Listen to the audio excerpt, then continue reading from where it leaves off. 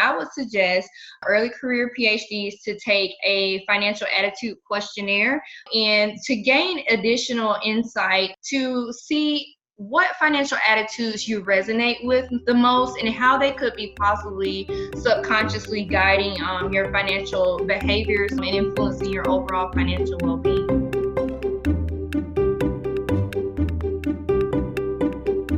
Welcome to the Personal Finance for PhDs podcast, a higher education in personal finance. I'm your host, Dr. Emily Roberts. This is Season 5, Episode 3, and today my expert guest is Courtney Beatty, a doctoral candidate in Human Development and Family Sciences at Florida State University and licensed marriage and family therapist intern. Courtney's dissertation is on how your upbringing influences your financial attitudes and behaviors later in life, and how to bring about better financial outcomes, specifically for African American families. We discuss how financial attitudes form and how they translate into behavior. Courtney shares a framework from the literature of 4 money belief systems, 2 of which can become pathological. We discuss the financial messages PhDs absorb from academia and how those might influence financial attitudes and behavior, and what PhDs can do to combat financial attitudes that don't serve them well. Without further ado, here's my interview with Courtney Beatty.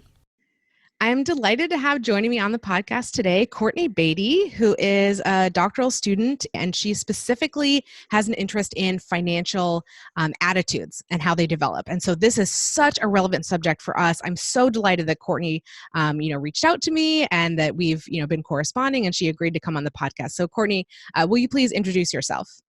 Hello, Dr. Roberts, and hello, listening audience. Again, my name is Courtney Beatty. I am a current doctoral candidate in the Human Development and Family Sciences PhD program. I am located at Florida State University. I earned my Master's of Science degree from the Couple and Family Therapy program at the University of Kentucky, where I initially became interested in personal finances. So just a little bit of background about my areas of research. It includes family finances, personal finances, socialization processes, African American families, and minority mental and physical health disparities. The overall goal of my research program is to minimize inequalities in mental and physical health experienced by Black families. In the way that I have chosen to go about intervening on health for Black families is looking at how personal finances influences or kind of undergird some of those health disparities that we might be noticing in the literature. That is so interesting, so exciting. Really, really glad that you're working in that area. Can you describe for us, for just a couple of minutes, the dissertation that you're working on, your specific research? Yes, so my dissertation studies financial socialization in Black American families and its implications on financial well-being for young Black adults. My primary hypothesis is that young Black adults experience asset and resource inequalities in part because they receive minimal or possibly counterproductive training about finances. So my goal of my dissertation is to do 3 things. It's document diverse types of family financial socialization experienced by Black young adults, explore the consequences of types of family financial socialization for financial literacy and financial well-being, and then lastly, consider gender variation experience in family financial socialization and how it may have undesired effects on financial literacy and financial well-being. My overall hope for this study is to, in this study and following research, will be to produce clinical strategies for marriage and family therapists like myself to help Black clients improve financial management, which can help reduce asset and resource inequalities among Black families. Personal finance has been demonstrated in the literature to be connected to mental and health outcomes, especially unfavorable mental and physical health outcomes. So I've chosen to focus my research on personal finance interventions to improve Black health overall. Yeah, I mean, I'm sure the listeners know that this is a subject that I'm intensely interested in, how to improve financial outcomes among our, population, the PhD population. And this is so applicable. It's a great subject for me to learn about as well. So you're using the term, I think, family financial socialization. Explain that. Can you define that a little bit more? What plays into that? Yes. So if we think about socialization broadly, Britt, it is if there's a communication component, so it's the sending and receiving of a social message, but it also includes the implementation and application of that message into that individual's life. So if we put that in the context of personal finance, we're looking at how families socialize their members surrounding personal finances. So that includes how the messages and beliefs surrounding personal finances, including budgeting, world perspectives about money and the economy, and that influences an individual's financial attitudes. And there's also a tie between financial attitudes or your perspective of finances and how that influences your financial behaviors. And then, of course, your financial behaviors feed into your overall financial well-being. Yeah. So there's a whole chain there. And this is something that is being passed from parents and other family members to children, and is being propagated, within families as well as within society, written more largely. Can you give some concrete examples of maybe those communications or demonstrated behaviors?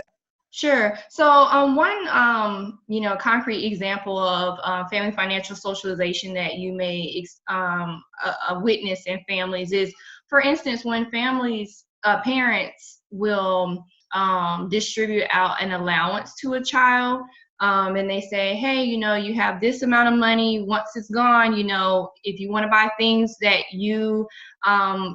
for your hobbies, or if you want to buy a video game, that money is gone. And so it's socializing the child surrounding finances in the family social context. Some type of message is being transmitted over to that child. And the thought behind family financial socialization is that the child not only hears that message from the receiver, but they start to internalize that message and start to make decisions about their environment around them based on the message from the receiver. And in that case, whether the child internalizes the message to save the money and let it stretch a little bit, so don't kind of spend all your money on the most expensive video game, because that if you want to go to the movies the next weekend with your friends as well, you won't have any more financial means until the next time that you receive an allowance. So that will be one concrete example. Yeah, thank you for that. That's definitely an example of an intentional or an overt way that parents would communicate around finances to their children. I don't know about you, but the family that I grew up in, the signals around finances were implicit. We did not talk very openly about this subject, but I certainly learned a lot from my parents by example. So can you give another example of how that kind of communication would work? Oh, yes, absolutely. So modeling, Gudmundsson and Daines has a family financial socialization theory, and they support the idea that the majority of family financial socialization happens through modeling or observation.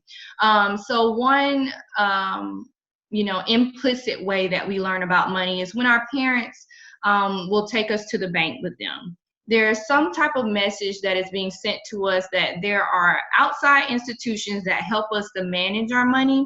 And so that would be one concrete example of family financial socialization. You're with your parent, it's in the family social context. It's not really being spoken that we're at the bank because I need them to help me, manage my money. But it's that kind of unspoken undertone. It's institution is associated with money. I see mom and dad go here. So those kind of implied messages are occurring in that kind of way. It's a really, really interesting example. It just reminds me of, well, first of all, there's a large unbanked population within the United States, right? So there's all kinds of children who are not getting that particular kind of message that maybe some other children are. Maybe the actual interaction the parent is having with the teller or the manager could be positive, could be negative, all kinds of differences there. And it's actually making me think now. So I have two very young children. The older one is maybe on the cusp of being able to learn some, money lessons if we were to overtly teach something. But I'm just thinking about how much financial stuff that I do that it just takes place digitally online. it wouldn't Yeah. necessarily be seen very Yeah. easily by my Mhm. children if I just choose to not do that stuff in front of them. So yeah, I don't know. Going into, the new generation, we might have to have different strategies around how to do this socialization, right? Given the Very different tools. true. Very true. Very true. Okay, so that's Mhm. about how, parents and families are communicating some lessons around finances implicitly or Mhm. explicitly, Mhm. how the children are receiving those attitudes.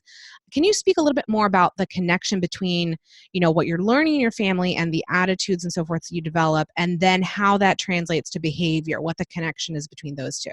Sure, sure. So, personal finance psychology and marriage and family therapist scholars, Klontz and Britt, have produced some studies that looks at how financial attitudes develop. And they suggest that transgenerational personal finance messages, typically learned in childhood, subconsciously influences the development of financial values and beliefs.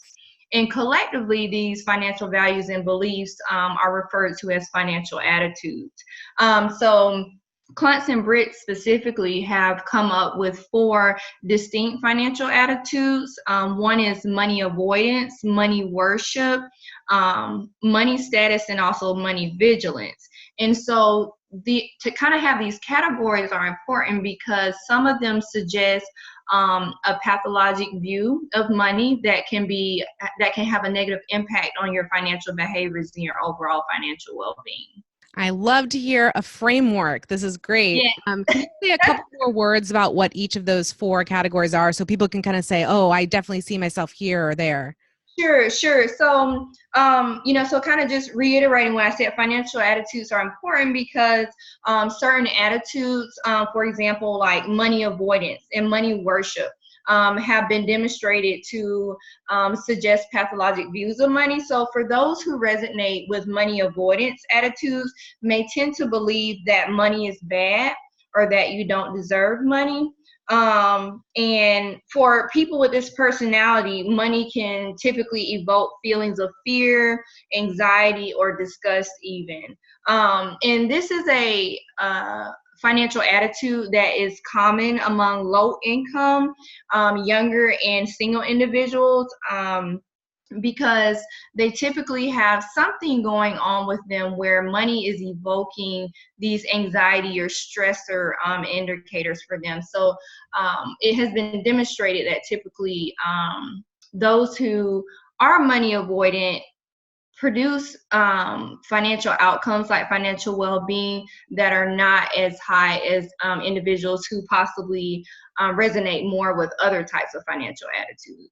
Yeah, I definitely can see that. I mean, we can sort of imagine that very easily, that prototype person who is money avoidant. There's probably, I don't know if they'd be listening to the podcast, but Mhm. there's certainly potentially some of those within academia, right? Within graduate Sure, students and so sure. forth. Maybe Yeah. not because of how they were raised, but then the environment that they've been put in, since getting into training. We'll talk more about that a bit later, but go through Yes, these other 3 categories, please. yes, yes. So money worship, more so those types of individuals, you would see indicators of that individual where they're very central to their career. They're very central to, building wealth and things like that. And so it can have it can be suggestively pathologic. There in the Klontz money scripts inventory, there is a cutoff score for what is kind of considered as like a clinical concern, a clinical cutoff score. So if you kind of you go beyond that threshold, you would be considered possibly you need to look into it being an actual issue. Even if you resonate with, and I do want to state it is possible for you to resonate with several categories of financial attitudes. For a lot of people, it kind of depends on the context, like we talked about, being a PhD student. But going back to what I was saying with the clinical cutoff score, essentially that kind of details. So there essentially are 4 different types of financial attitudes, and money worship would be another example of that. And then there's literature that goes through the exact representations of the four financial attitudes, and Klontz and Britt would be the scholars to kind of refer to that information in further detail. Yeah, I would love it if you could send me a link to put in the show notes for that. Sure. Yeah, so I think money worship is another one where we can, again, sort of maybe imagine a prototype for that. And I think that obviously I don't know about this clinically for myself, but I have been very careful mentally to not, because I think I have maybe some tendencies where I could fall into that category. Maybe not even tendencies, but just based on what I do, right? I talk a lot about money. I have to be very careful to not allow myself to fall into that category. Can you remind me what the final two were and maybe give some distinctions? These were maybe more the non-pathological categories. Yes. So money status, it more so resonates with viewing money as a social status for yourself. And then also money vigilance is being careful with money. And those are two that are not as, they're not as suggestive to pathological views of money. Yeah. Okay. Thanks for that clarification. Yeah. I'm seeing myself maybe in the vigilance category for sure. And I hope the audience can starting to get an idea of where they might fall and what, possible interventions might be helpful depending on where they are. Emily here for a brief interlude. Tax season is upon us. And while no one loves this time of year, it's particularly difficult for postbac fellows, funded grad students, and postdoc fellows. Even professional tax preparers are often thrown for a loop by our unique tax situation. And don't get me started on tax software. I provide tons of support at this time of year for PhD trainees preparing their tax returns, from free articles and videos, to paid at-your-own-pace workshops, to live seminars and webinars for universities and research institutes. The best place to go to check out all of this material is pfforphds.com/tax. That's pfforphds.com/TAX. Don't struggle through tax season on your own. Visit my website for the exact information you need in the most efficient form available. Now back to the interview. Can you give maybe like a concrete example of how, let's say, a money avoidant person, a behavior that might result from that attitude? So,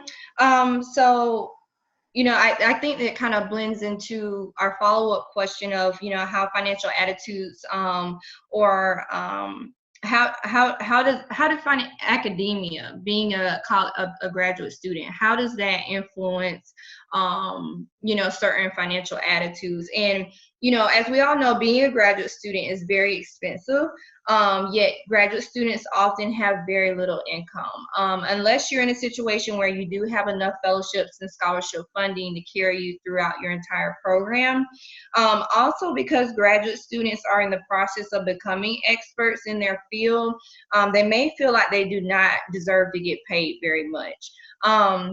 And so those kind of experiences typically evoke fear and anxiety surrounding money, which could be suggestive that graduate students tend to have a money avoidant financial attitude. Of course, there are clinical cutoffs for that, as we discussed before, but some of those common experiences and feelings of being a graduate student surrounding money kind of may lead to being categorized as money avoidant. Yeah, I definitely want to talk about this for another moment, because I think this is going to be such a common experience for many people in our audience, either that they're currently in this space, they're currently a graduate student and experiencing some of these forces and attitudes, or maybe that is in their past and it's still something they're working on because they still have some residual effect mentally from that time. So, I mean, I do think there are pervasive messages within academia that your passion should sustain you, right? You should not care how much money you're making right now or in the future because you just love your work so much. None of the rest of that matters. It really plays into a larger attitude within academia. And I'm not blaming any person or institution. This is just like a mother culture kind of thing around, well, you should just go ahead and put your life on hold while you're in training. Nothing else matters aside from your training. Put your money on hold, put your relationships on hold, other things in your personal life, your health, mental health, all Sure. that stuff is secondary to the all-consuming goal of, your research getting to a certain level, finishing your dissertation, whatever it is. Yeah. Super, super unhealthy, super, super unsustainable. I mean, maybe you can do that for a few months or a year, but for Mhm. for the 5, 10 more years you might be in training, it's too tall of an order. And yet this is still the message that we're all kind of marinating in within academia, right? And so Mhm. what I think I'm hearing from you is that Mhm. these messages, maybe it's not the family that we grew up in, right? That has a certain influence on us. But then Sure. our academic family Yes. is also Mhm. having an influence. Does that Mhm. make sense? Mhm. Can you Yes. talk a little bit more about that?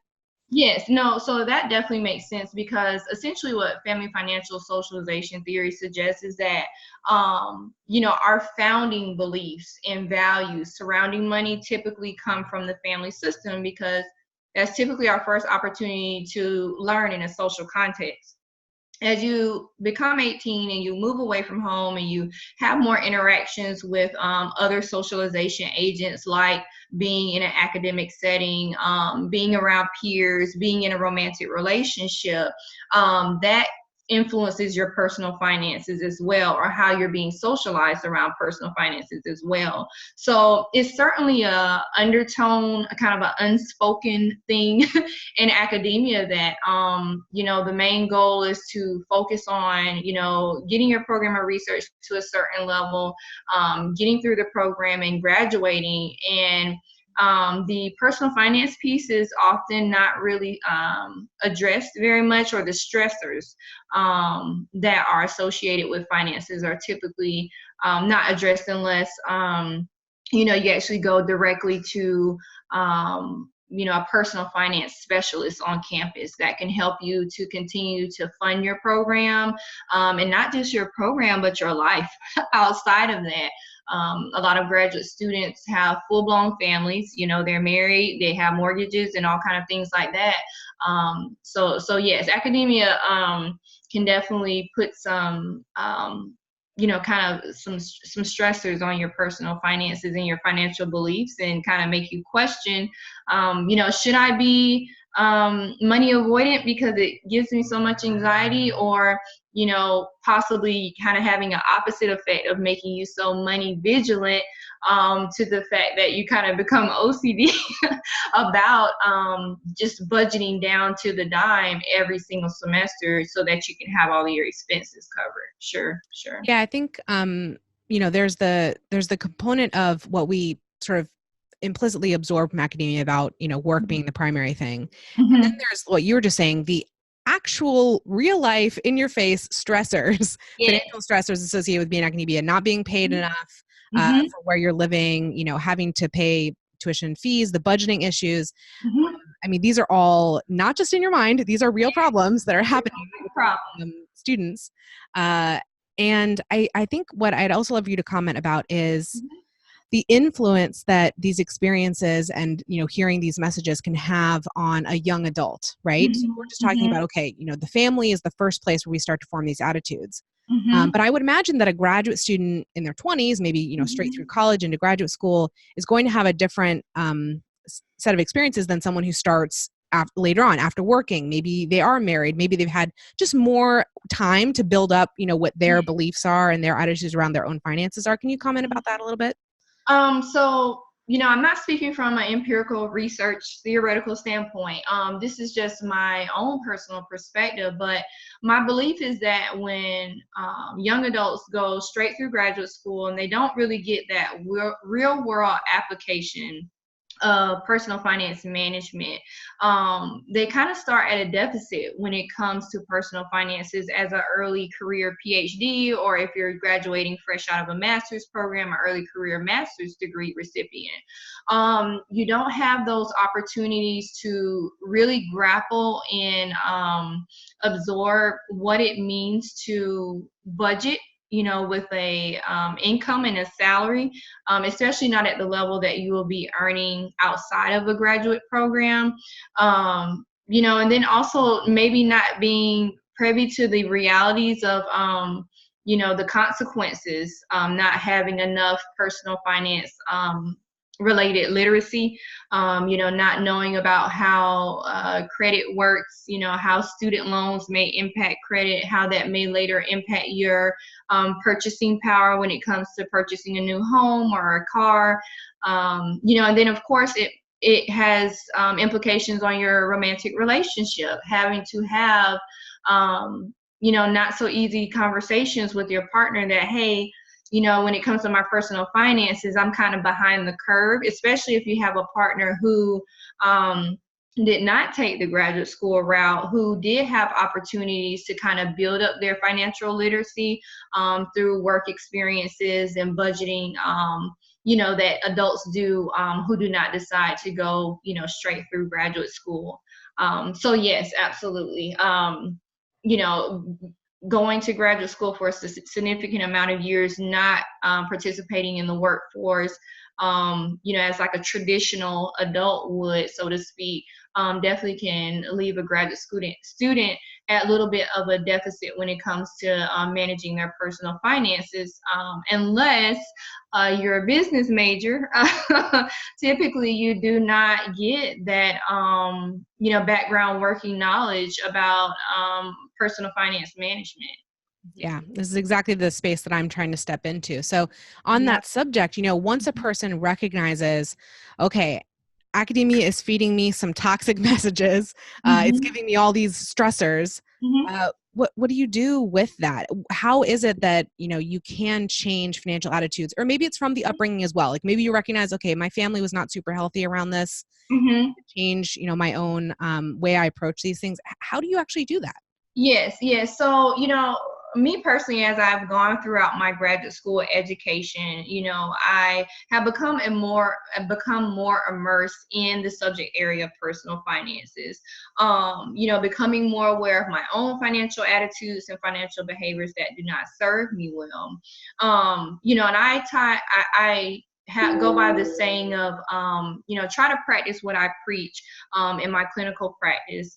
And as a therapist, I suggest to all of my clients the first step of changing an unwanted behavior is to acknowledge that it's problematic and explore its origins. So, if you recognize that, you're just taking out way too many loans, it's just not feeling right to you, kind of explore like, you're going against what one of your financial values or beliefs are, which is to keep your loans to a minimum, and explore where the origin of the motivation to do that behavior is coming from. And once you have acknowledged that the behavior is problematic, explored its origins, from there, I would suggest seeking out resources to support the desired behavior change.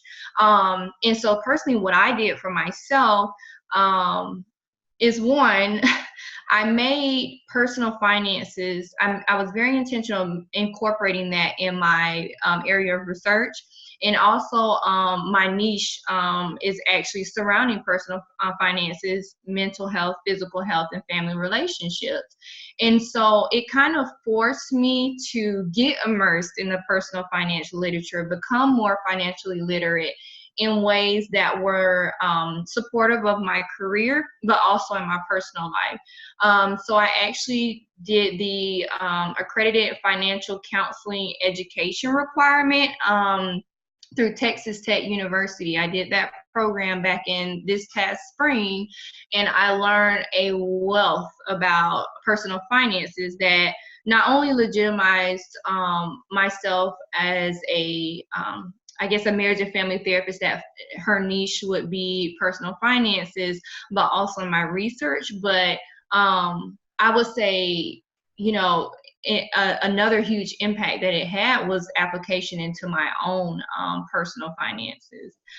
So, recognizing that there's an issue with the financial attitude or the behaviors that you have, that you have become accustomed to in graduate school, exploring what the origins are, like why did you even start doing these behaviors, and then seeking out resources. And there's a wide variety of ways of doing that, but just becoming more knowledgeable about healthy money management. Yes. Mm-hmm.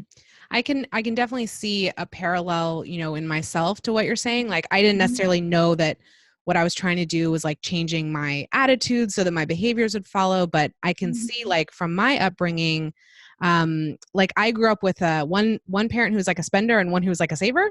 Yes. And Yes. I sort of absorbed the spender mindset from one of my parents.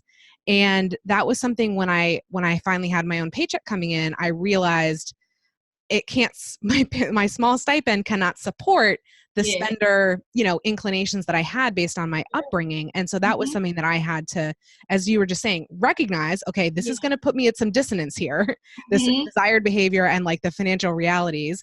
I realized, okay, well, that I learned that from my parent. That doesn't have to be what I do. That's just what my parent behaves that way. I can be different.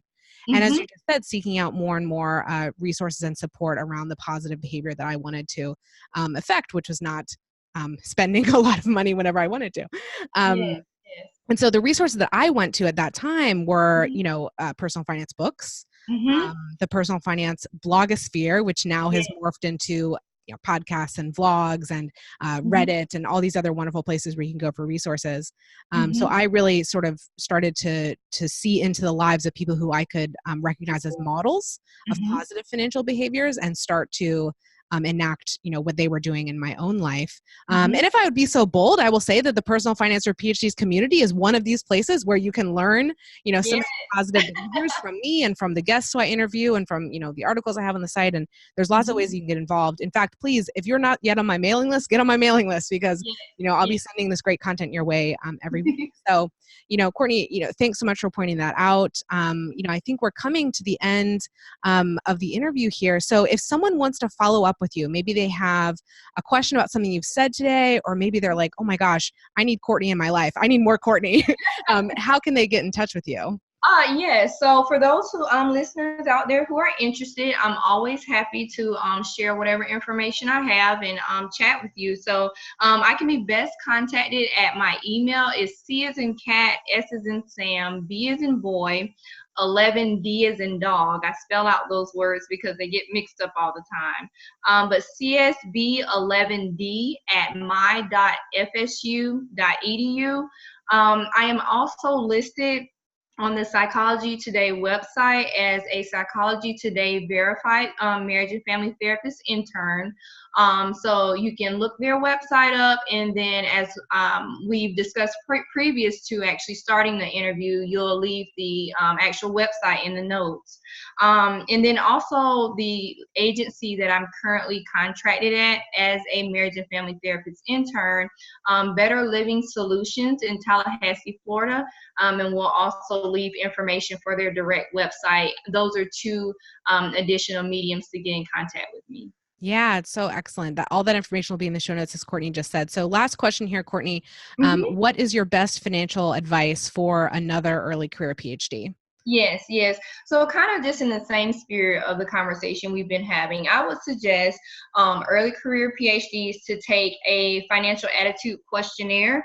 One example is the Kluntz Money Script Inventory.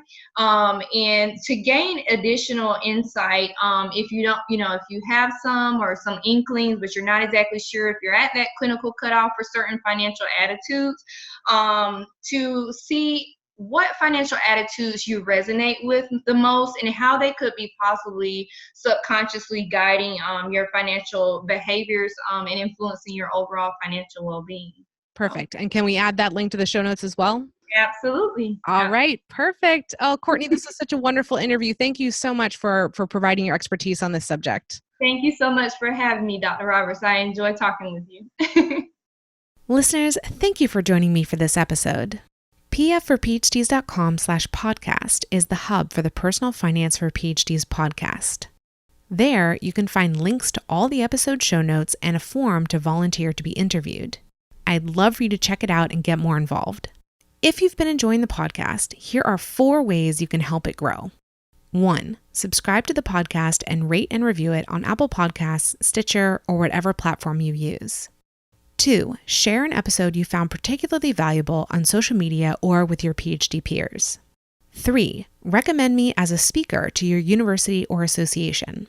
My seminars cover the personal finance topics PhDs are most interested in, like investing, debt repayment, and taxes.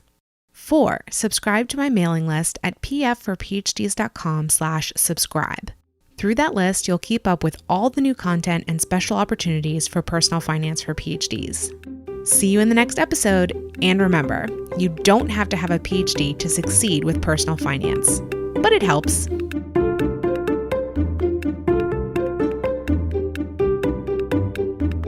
The music is Stages of Awakening by Poddington Bear from the Free Music Archive and is shared under CC by NC. Podcast editing and show notes creation by Lourdes Bobbio.